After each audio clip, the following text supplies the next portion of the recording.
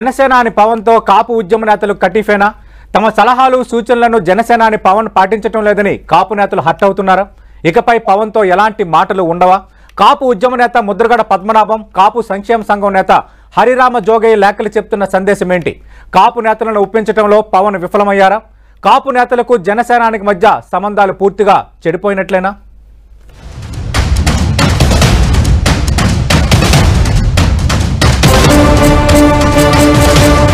జనసేనాని పవన్ కు వరుసగా లేఖలు రాసే కాపు సంక్షేమ సంఘం నేత హరిరామ జోగయ్య, కాపు ఉద్యమ నేత ముద్రగడ పద్మనాభం నొచ్చుకున్నట్లు కనిపిస్తోంది. జనసేన పార్టీకి అనధికార సలహాదారుగా పనిచేస్తున్న మాజీ ఎంపీ హరిరామ జోగయ్య ఎప్పటికప్పుడు జనసేన అధ్యక్షుడు పవన్ కు లేఖలు రాస్తూ ఉంటారు. అదేవిధంగా కాపు ఉద్యమ నేత ముద్రగడ కూడా పవన్ కు లేఖలు రాసేవారు. అయితే హరిరామ జోగయ్య లేఖలకు ముద్రగడ లేఖలకు కొంత వ్యత్యాసం ఉండేది. హరిరామ జోగయ్య కాపు సంక్షేమ నేతగా తొలి నుంచి పవన్ శ్రేయస్సు కోరుతూ లేఖలు రాసేవారు. పవన్ ను సీఎం గా చూడాలని ఆకాంక్ష వ్యక్తం చేసేవారు. ఇదే సమయంలో ముద్రగడ రాసే లేఖలు పవన్ ను టార్గెట్ చేసేవిగా ఉండేవి. అధికార పార్టీతో సత్సంబంధాలు కోరుకోవడం వల్లే ముద్రగడ పవన్ కు వ్యతిరేకంగా లేఖలు రాసేవారని విమర్శలు ఎదుర్కొనేవారు. కానీ ఏమైందో కానీ పవన్ తో ఈ మధ్య ముద్రగడకు గ్యాప్ తగ్గింది. ముద్రగడతో పవన్ టచ్ లోకి వెళ్లడమే కాకుండా ఆయనను పార్టీలోకి తీసుకుంటారనే టాక్ నడిచింది.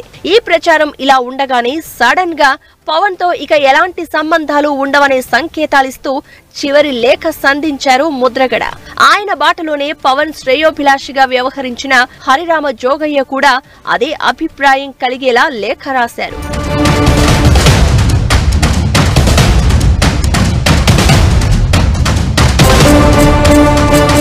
ఉన్నట్టుండి ఇద్దరు కాపు నేతలు ఒకేసారి లేఖలు రాయడంతో కలకలం రేగింది. టీడీపీ జనసేన కూటమి సీట్ల సర్దుబాటుపైనే ఈ ఇద్దరూ అసంతృప్తి వ్యక్తం చేయడం, అదే కారణంతో జనసేనాని వైఖరిని తప్పుపడుతూ లేఖలు సంధించడం రాష్ట్ర వ్యాప్తంగా హాట్ టాపిక్ గా మారింది. తనను 2 సార్లు కలుస్తాను అని కలవని జనసేనాని పవన్ ఇంకెవరో డైరెక్షన్ లో నడుస్తున్నారని, తనను పనికిరాని తుక్కుపట్టిన ఇనుప ముక్కలా చూస్తున్నారని ఆవేదన వ్యక్తం చేయడం ద్వారా చంద్రబాబు చెప్పినట్లు పవన్ నడుచుకుంటున్నారు అనే అభిప్రాయం కలిగేలా విమర్శలు గుప్పించారు ముద్రగడ.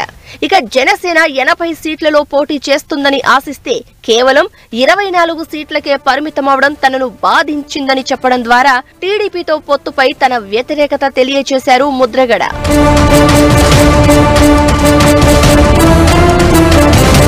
ఇక పవన్ కు తొలి నుంచి శ్రేయోభిలాషిగా వ్యవహరిస్తున్న హరిరామ జోగయ్య తాడేపల్లిగూడెం సభకు 2 రోజుల ముందు ఓ లేఖ రాశారు. బడుగు బలహీన వర్గాల ఆశాజ్యోతిగా పవన్ వ్యవహరించాలని, ఎన్నికల్లో గెలిచిన తర్వాత పవన్ తొలి 2 ఏళ్లు సీఎం గా పనిచేయాలని కోరారు హరిరామ జోగయ్య.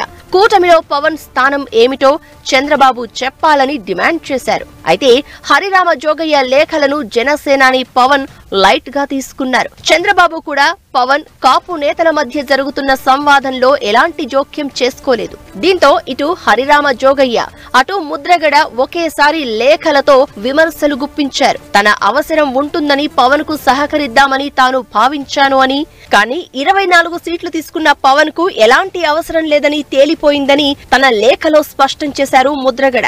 అదే సమయంలో చంద్రబాబు పవన్ కళ్యాణ్ లో ఏ ఒక్కరూ తన సూచనలు సలహాలు పాటించలేదని ఆరోపిస్తూ వారి కర్మకు తాను చేయగలిగిందేమీ లేదని నిష్ఠూరాలతో మరో లేఖ సంధించారు హరిరామ జోగయ్య.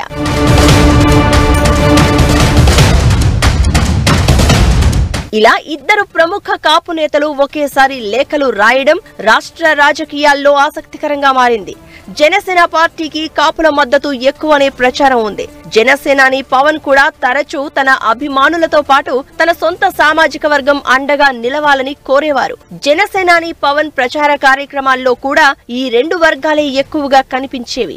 ఇలాంటి పరిస్థితుల్లో కీలకమైన ఎన్నికల సమయంలో కాపు సామాజిక వర్గం అసంతృప్తితో ఉన్నట్లు ఇద్దరు బడా కాపు నేతలు లేఖల ద్వారా తెలియచేయడంతో జనసేన వర్గీయుల్లో ఆందోళన రేకెత్తుతోంది. ముద్రగడతో జనసేనానికి పెద్దగా సంబంధాలు లేకపోయినా హరిరామ జోగయ్య తీసుకునే నిర్ణయం మాత్రం పవన్ కు నష్టం చేస్తుందనే అభిప్రాయం వ్యక్తమవుతోంది. మరి ఈ పరిస్థితిని పవన్ ఎలా అధిగమిస్తారనేదే ప్రశ్నార్థకంగా మారింది.